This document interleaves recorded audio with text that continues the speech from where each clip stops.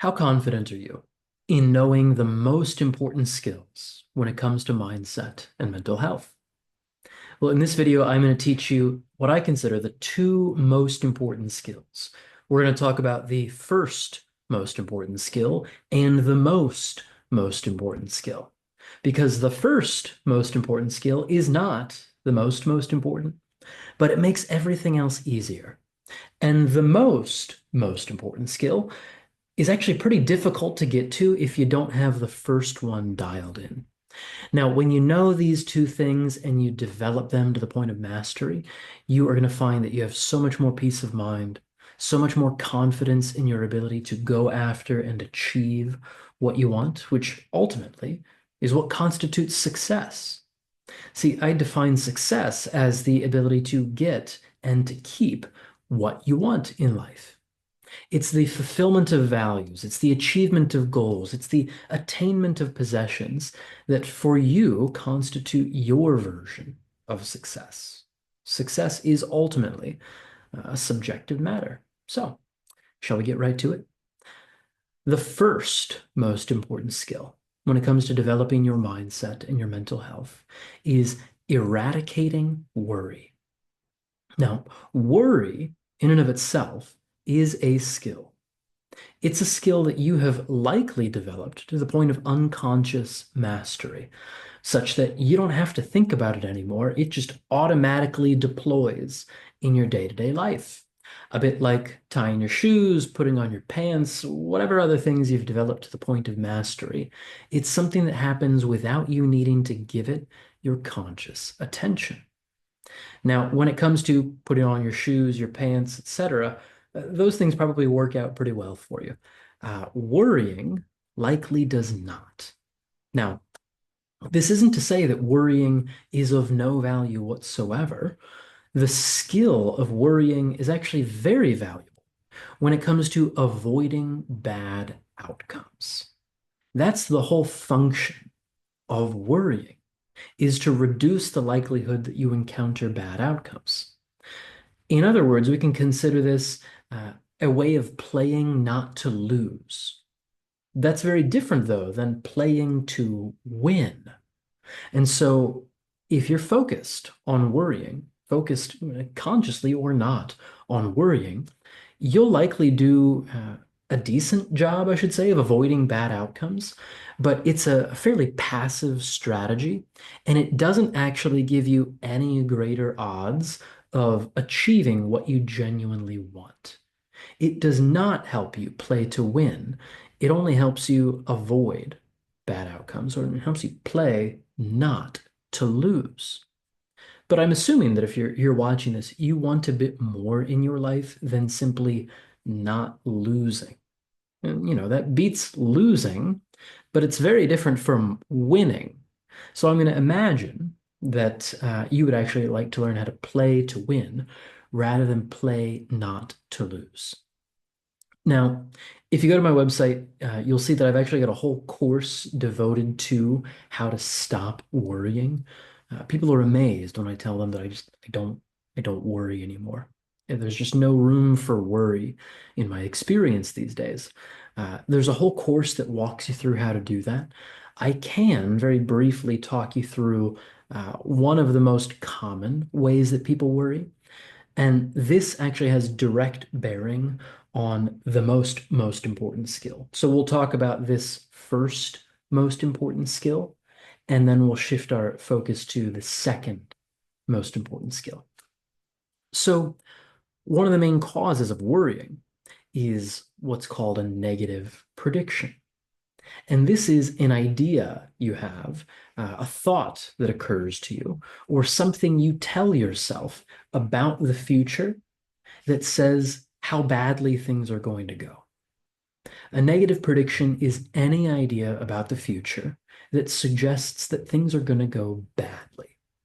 Now, again, this is a thought that occurs to you, an idea you have, or something you tell yourself about the future. So when you find yourself worried, you can check in right away. Is this a negative prediction? Is there a thought I have? Is there an idea that occurs to me? Is there something I'm telling myself about the future that causes this worry. And this actually is of the utmost importance because people often fail to distinguish between emotions in response to reality and emotions in response to thoughts they have.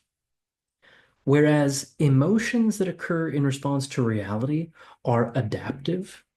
They're actually situated with respect to the environmental trigger, and they help you deal with the trigger. Whereas that's the case for emotions in response to reality. Emotions in response to thoughts are of almost no adaptive value. They are, by definition, disconnected from reality. And as such, they can spiral endlessly. Have you ever found yourself in the grip of a doom loop where you just seem to keep spiraling, circling endlessly, getting worse and worse? You're progressively falling apart. This is how you get out of it. So you want to start by labeling the negative prediction. You identify what it is, what thought you have, what idea occurs to you, what you're telling yourself that is so anxiety provoking. You start there by labeling the thing, recognizing that when I think this, then I feel awful. When I think to myself that the world is collapsing, that the apocalypse is coming any moment now, then I become a little troubled. When I think to myself that the woman I love is just going to pick up and leave me, then I don't feel so good. When I think to myself that my next program launch is going to be a flop, then, it disturbs my peace. I become very anxious. So the reason why you do this is that you can then label when this, then that. When I think like this, then I become worried. And this is so important because it helps you recognize that your worry is not random. It's not that you are randomly anxious. Anxiety is never random. It's always brought about in response to certain circumstances. Some of those circumstances are the ways that you think and the ways that you've trained yourself to think habitually. So when you have labeled the negative prediction, the way that you can begin to work with it is to check your pockets. And I mean that quite literally. You can check your pockets right now and you can see, do you have a crystal ball at your disposal that lets you predict with total certainty how the future is going to go? Now, I've yet to come across one. I have gone through this process with a whole bunch of people, and they have yet to come across one either. So I'm willing to bet that you right now do not have a crystal ball at your disposal that gives you perfect predictive power as to how the future is going to go. Now, if that's not the case, can you then recognize that you are actually in a state of uncertainty? You don't know for sure that the future is going to go terribly. If I use those examples again, I don't know for sure that the apocalypse is going to happen imminently. I don't know for sure that the woman I love is going to just up and leave me. I don't know for sure that the next program launch is going to be a flop. Okay, so does that change anything? This is what you can start to ask yourself. Does it change anything if instead of taking this negative prediction literally, I introduce a little bit of doubt, a little bit of uncertainty?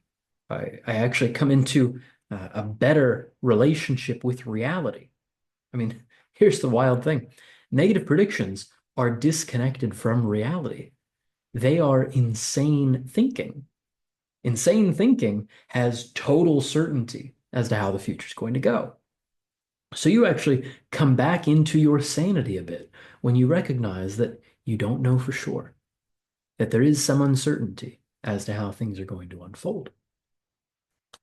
So if you've labeled the negative prediction, you've checked it out against the crystal ball filter for reality, and you've recognized then that it makes some difference in how you're feeling to adjust how you're thinking, well, then the next step is to check in with what's it like to be in the midst of this uncertainty. For some people, this in and of itself is a little anxiety provoking. There's some nervousness when we encounter the unknown, when we find ourselves in a state of uncertainty. This is normal, this is universal, this is ultimately quite common. However, curiosity helps here. You can start to wonder, well, what do I want to become of this uncertain situation? That can steer you more and more toward playing to win rather than playing not to lose. So I mention all this because addressing worry is the first most important skill when it comes to developing your mindset and mental health. I would go so far as to say actually that therapy hasn't actually begun until you have learned how to decondition this automatic habit of worrying. And I know that may sting. Uh, I imagine there are a number of therapists who watch this. I imagine you yourself have invested heavily in coaching and therapy in the past. And I will stand by the statement that genuine therapy has not, and in fact cannot begin until these habits of thought are addressed. Because until we have deconditioned the skill of worrying, we are engaged in automatism. We're not engaged with the utmost of our biological resources.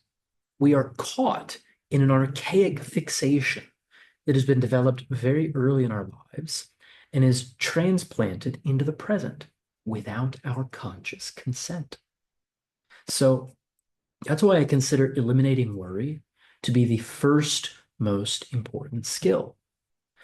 Until you do this, every time you encounter the unknown, which let's say that, by the way, if you ever want to experience anything better than what you've ever known before, you're going to have to deal with the unknown. And if you're still caught up in the habits of worry, every time you encounter the unknown, what's going to happen is that you replace the uncertainty with a manufactured sense of certainty, only it's a certainty of doom. That's how negative predictions work. They give you an artificial sense of certainty when you encounter the unknown. So again, all of the coaching, all of the therapy, all of it can be made so much better and more effective if you learn to decondition this automatic habit of worrying. And I walked you through a bit of it here.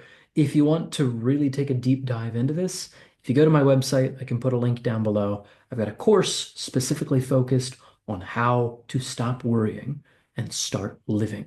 I find that life gets so much better when you just don't worry about things anymore. And again, as crazy as that may sound, it's my everyday experience, and I wish the same for you. So let's say that's the first most important skill, is to get out of the habitual loops of worrying. Now, I said that's the first most important. It is not the most important, but it does make the most important more available. And forget, I'm having fun with first most important, most important. I hope this isn't driving you crazy. I could engage in all sorts of negative predictions, thinking that this is driving you crazy. I was not going to worry about it though. So the most important skill when it comes to mindset and mental health is finding faith in the future.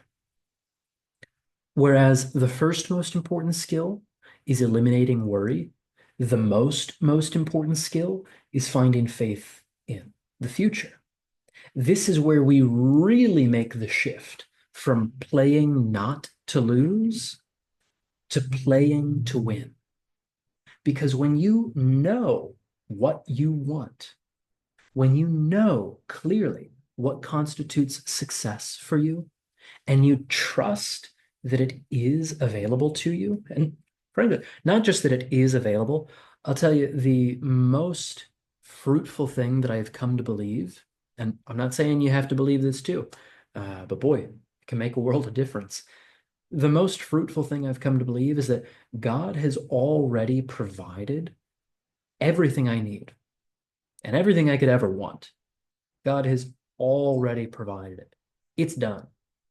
I simply need to make myself ready to receive what is already readied for me.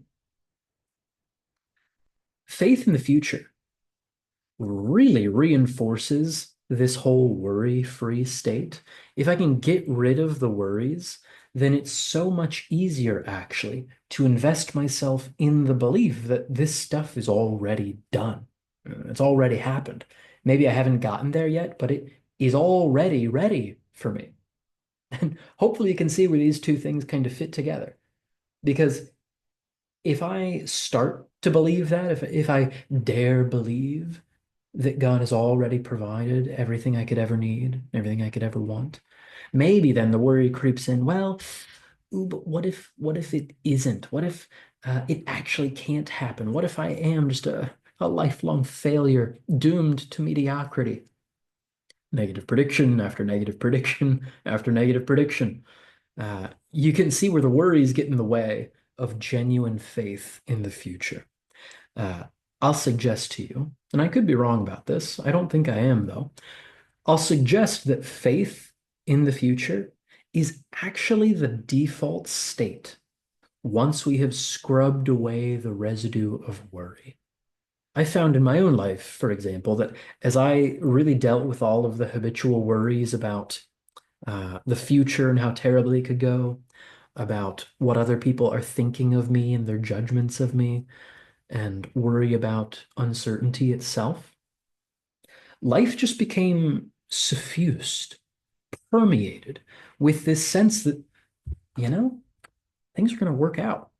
Maybe not in the way that I exactly expect, but everything has worked out thus far. Like, part of where this belief has come from in my life is that upon a bit of reflection, I recognized I have always had enough to get to this moment in time.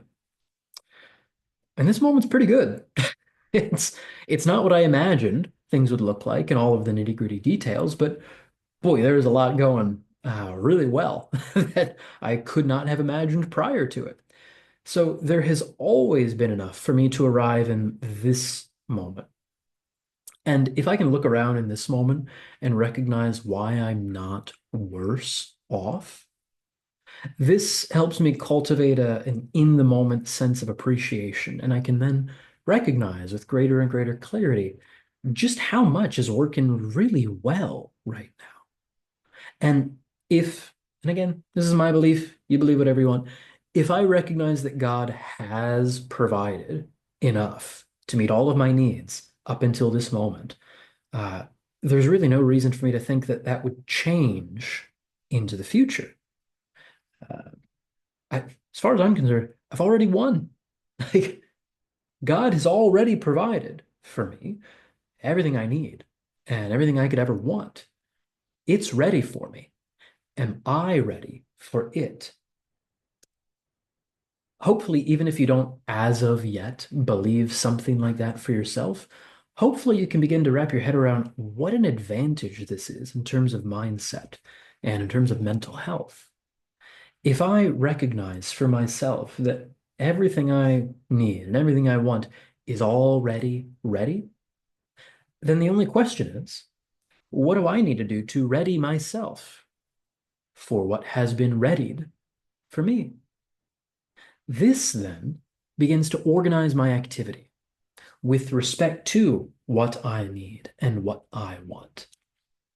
If it's ready for me, if it has already been given, and all I need to do is ready myself to receive it, well, then I can start to question, well, what is that guy doing that makes that so available for him?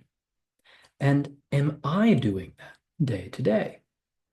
So I'll give you an example. This is a very salient example in my present experience.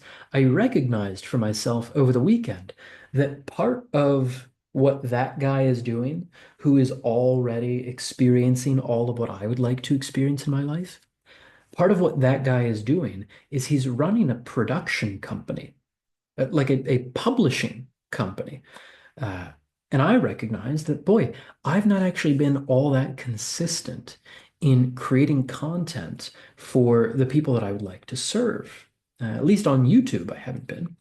So I recognize that one of the things he's doing is consistently producing and publishing content that is of service to the people he would like to serve. If I'm not doing that, I'd better start doing that so that I can get ready for all of the things that are already ready for me, all the things that that version of me is enjoying. Uh, I'd better get to work on those things. And I can just trust that at whatever point I get there, like it's already done. I'm not in a rush. I'd like to get there really as soon as I can. I mean, no longer than is necessary, but I'm not in a rush to get there. So I have faith in the future that it's already provided. All I need to do is get myself there. And the cool thing is, when I know what I want, I know what it asks of me. And this is part of the value of this idea for mindset and mental health is that when we can accord our actions in such a way that they are more likely to produce the outcomes we desire, well, that's what all mental health, well, that's a big sweeping statement. Yeah, I'll stand by it. That's what mental health boils down to, is the ability to bring our actions into accordance with our values. Because, let me see if I can validate that big sweeping statement here. Come on, Chandler, you can do this. All positive emotion in life comes from movement toward or achievement of our values. All positive emotion, say it again, derives from the movement toward or the achievement of our values, the goals that we'd like to achieve, the values we'd like to fulfill, the possessions we'd like to attain. All negative emotion that we experience comes from the failure to move toward or achieve the things that we value. And boy, if I trust that I have faith in the future, which again, I'm going to consider is the most important skill when it comes to mindset and mental health, then it becomes so much easier to organize my actions in accordance with that. If I already know that I'm going to win, and it's just a matter of when and how much I'm going to win, well, if I trust that I'm going to win, why would I not do the things that are going to help me win? I already know that the success that I desire is given. So let me just act accordingly. And each of those actions makes it more and more likely that I achieve that sooner and sooner to a greater and greater degree. So I believe that faith in the future is the most important skill for mindset and mental health. It has the most organizing influence on our behavior. It is, however, very difficult to find faith in the future if we're bogged down with worries about how the future is going to go, or what people are going to think of us, or uncertainty itself. Those are really the three real anxieties that people experience. Again, if you're keen to take a deeper dive on that, I'll link down below this to the course itself that will help you eradicate worry. And as I mentioned at the start, eradicating worry is the first most important skill for mindset and mental health. It makes possible the second most important skill, which is faith in the future. So, with that, I think I'll go ahead and hit pause. I hope this has been a blessing to you in your life so that you can become a greater blessing in the lives of those that you are here to serve as well. If you have any questions, I would love to hear those. Feel free to drop them in the comments down below. And until next time, stay well. I'll look forward to speaking with you soon.